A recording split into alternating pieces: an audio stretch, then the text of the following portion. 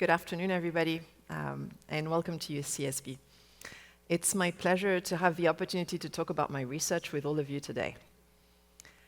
So I want to start with a question. So what is the major societal challenge of our time? Climate change. And so climate change is due to the emission of greenhouse gases from anthropogenic sources, meaning from human actions. And it leads to extreme weather events, it leads to rising sea levels, it leads to rising global temperatures. And all of these have impacts on the environment, for example. On the environment, so if you have droughts, for example, this leads to wildfires. We've seen this in California. This is one in Montana.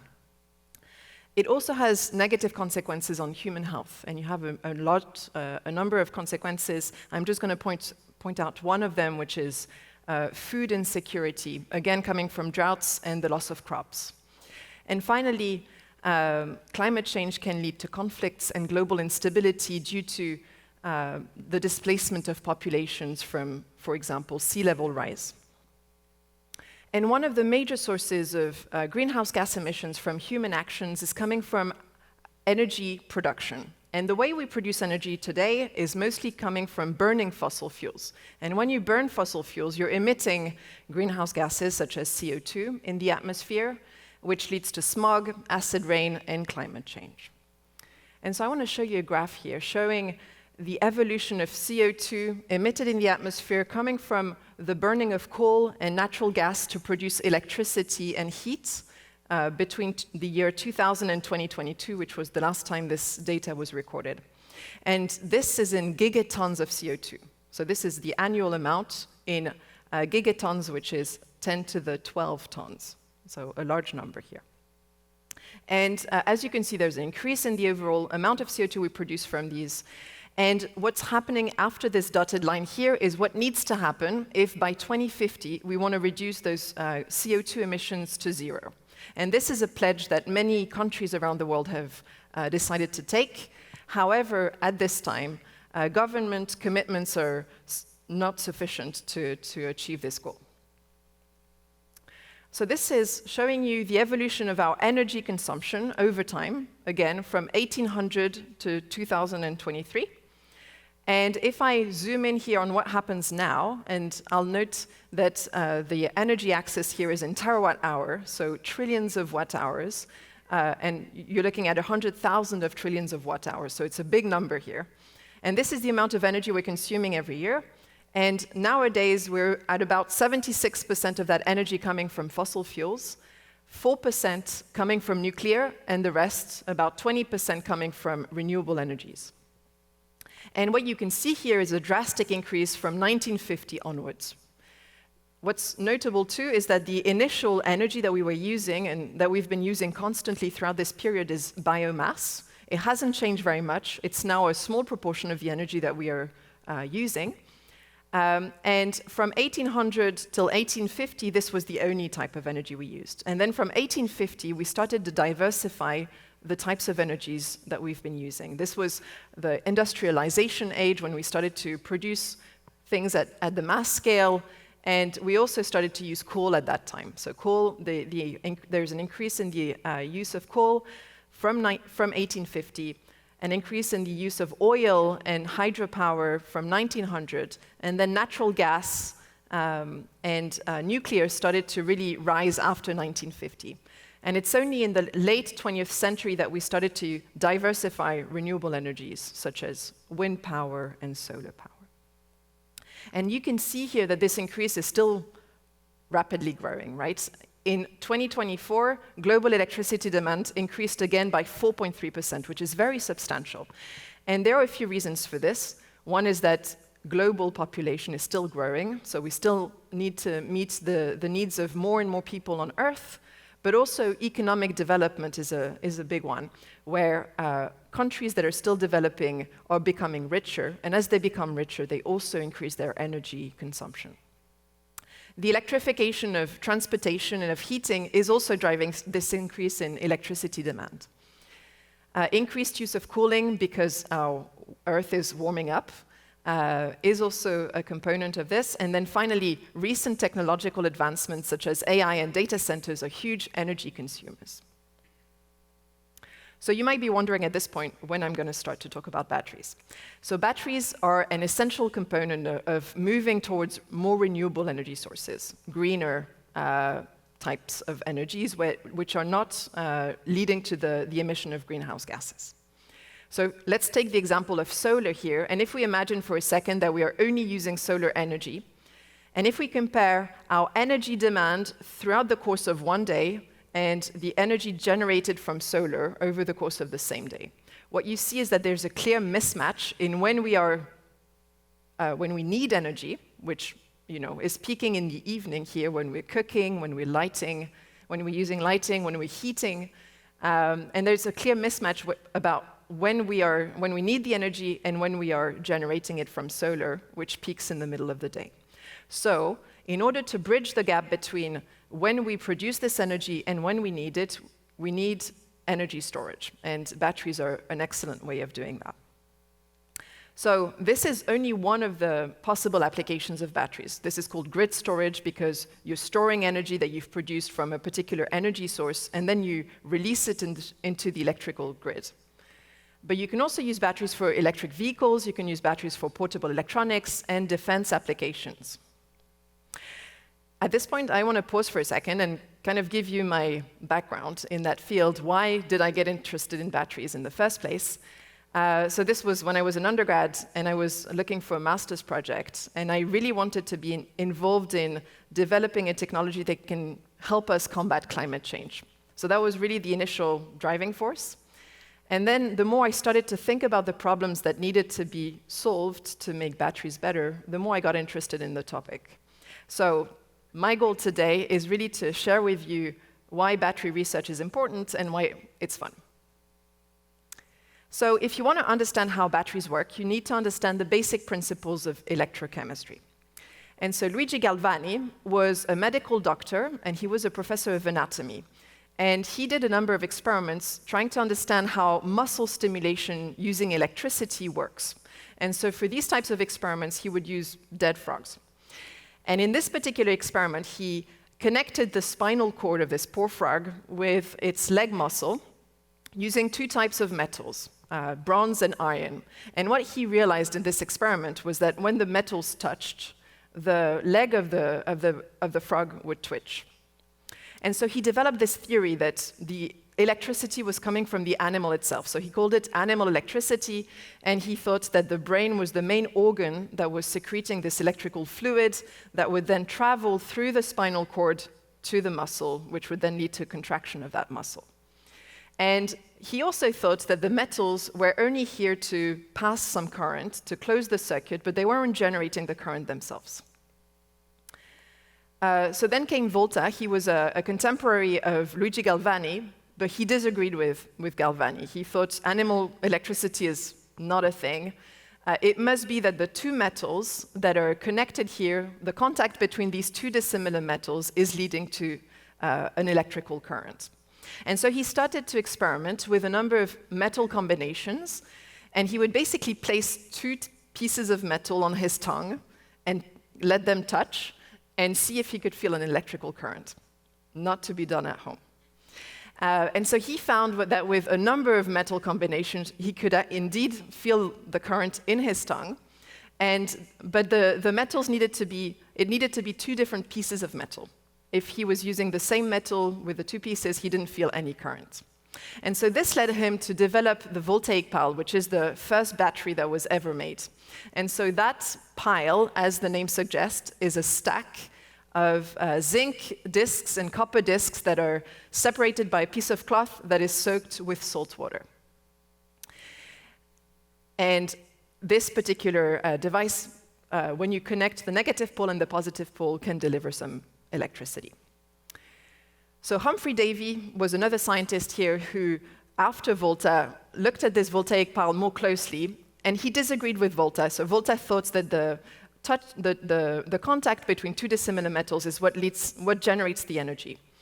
the electricity. And Humphrey Davy disagreed with that. What he thought was going on in this voltaic pile was that there were electrochemical reactions, so there are chemical reactions within the device that are leading to the generation of electrons and an electrical current.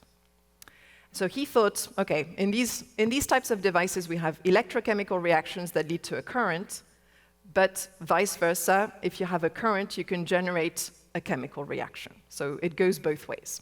And he was able to prove this using, for example, a chemical here called sodium hydroxide. And he found that when he passed a current through this substance, it would transform into sodium. So he was able to show this with a large number of chemical compounds and induce a chemical change by passing a current through these. This is a process called electrolysis. And then his student, Michael Faraday, developed a theory really showing the connection between an electrical current and electrochemical reactions. And this is really at the basis of how batteries work. So if we go into a bit more detail on the voltaic pile here, we have, just like any battery, we have two electrodes called the cathode and the anode, and we have an electrolyte, which in this case is the salt water. So your copper is the cathode, your zinc is the anode. And if you close the circuit here, if you connect the negative pole of your battery with the positive pole, what you'll find is that chemical reactions start to happen.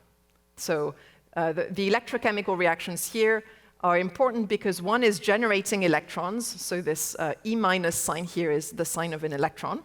So at the anode, we're generating electrons through an electrochemical reaction.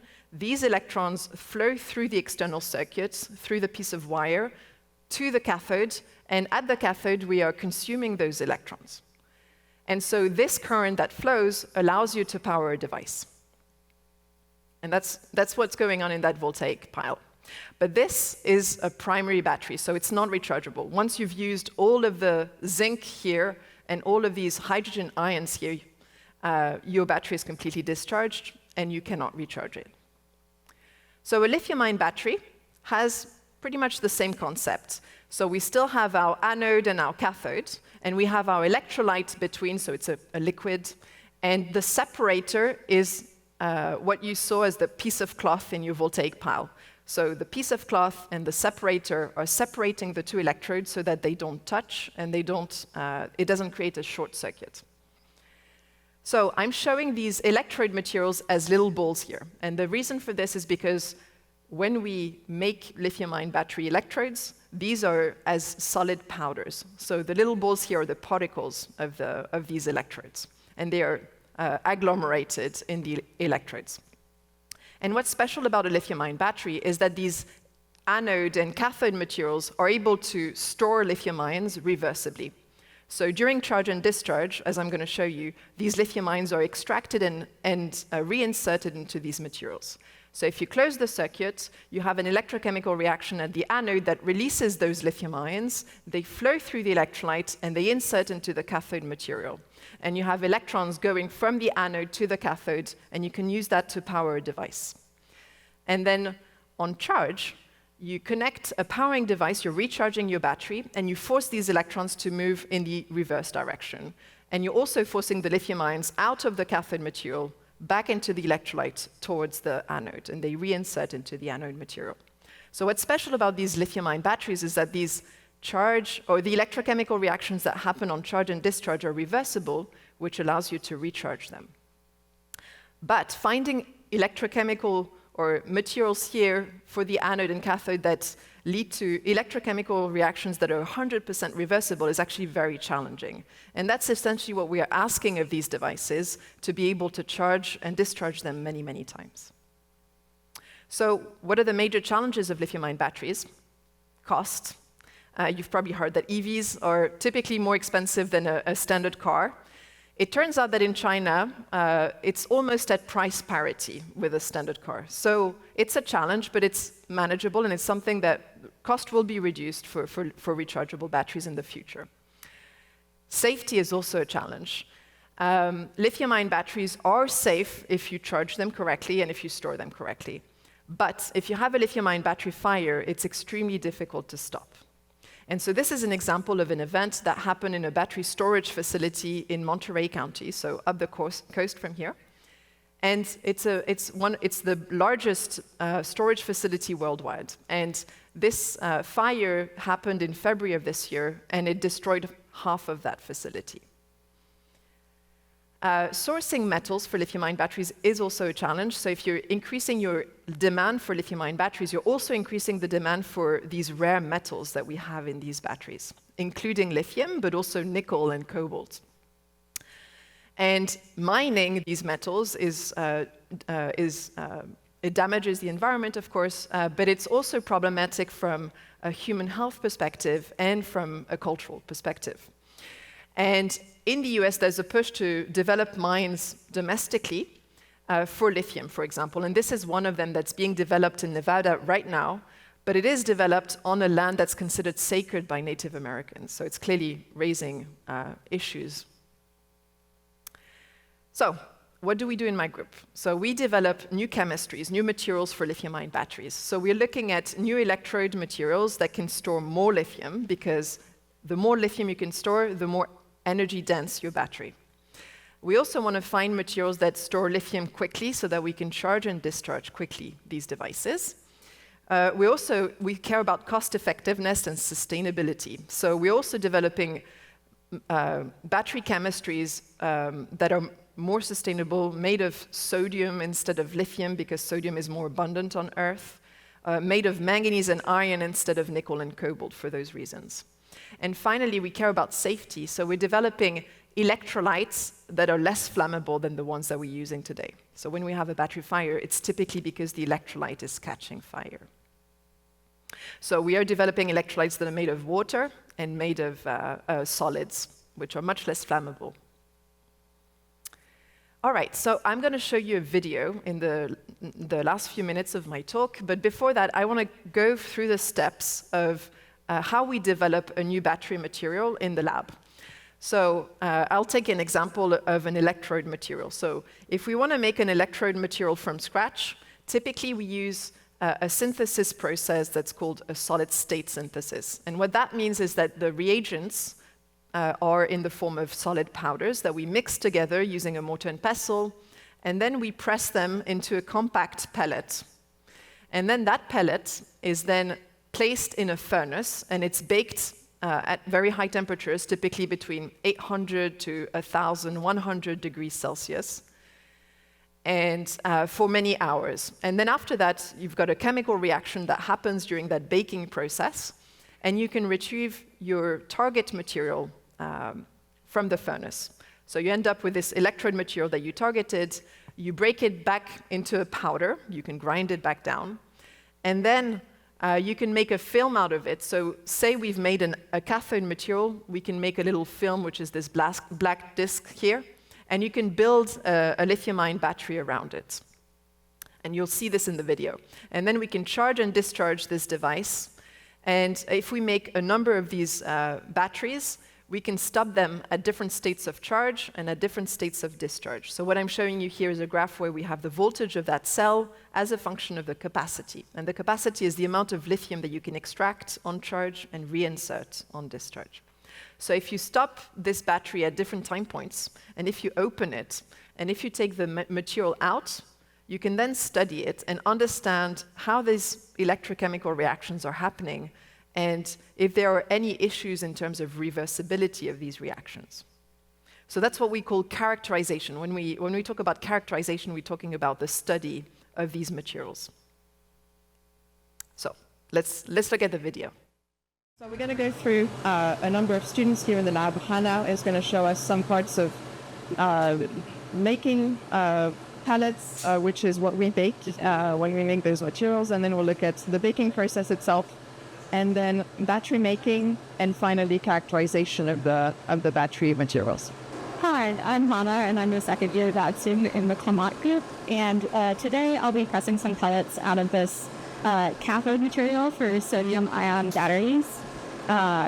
This is kind of a step in our synthesis to make this material. It's already been synthesized, but we're going to put it through an NDL process, so the pellets are necessary to actually do. My name is Vincent. I'm a recent graduate in the Clément group. So I'm going to be walking you guys through the microwave synthesis of our cathode active materials. And so the way it works, I'm going to start prepping it. We have some of these pellets that are pre-pressed. So I'm going to show you here. All right. So I'm going to prepare a setup. We have kind of 2 crucibles here. And then I'm going to pour some carbon into one. And then embed the second crucible inside. And then place the precursor pellet in here. So this is a double crucible setup. So the carbon will heat first. And then just by standard heat transfer processes, you'll heat the pellet. And at some point, the microwaves will directly interact with the pellet. So I'm going to place it in here. And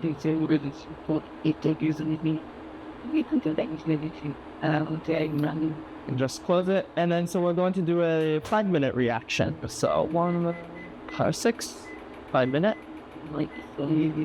So after the first minute, you'll start to see glowing, and then by minute 2 or 3, you'll see it really start to glow like red hot, right? And the cool thing we'll do afterwards is that we actually quench this, so you'll get to see that in action. There's going to be a glowing pellet I'm going to hold up and then quench it in here. Hi, my name is Olivia, and today I am building a lithium metal symmetric coin cell.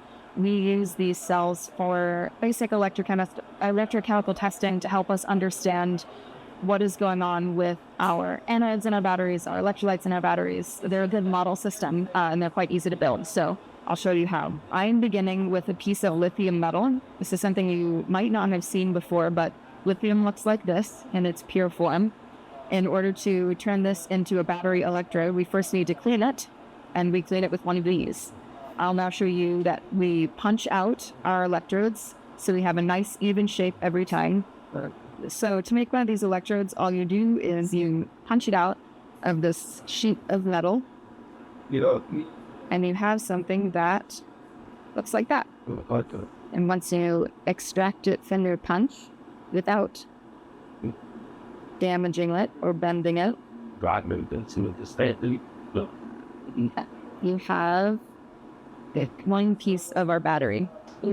So this gets put onto a spacer to make sure that our coin cell is the right thickness. Spacers look like this. Ours are made out of stainless. Lithium is kind of sticky, so it stays in the middle very nicely by itself. All you have to do is take your clean fader and press it on to where it's supposed to live, and that'll do just fine. So then I'm actually going to make a battery sandwich. So to make these, you just put all the layers together like a jigsaw. And you like these coin cells because they are fast and repeatable, so we get consistent performance. Then this gets put into our press in order to actually seal it shut.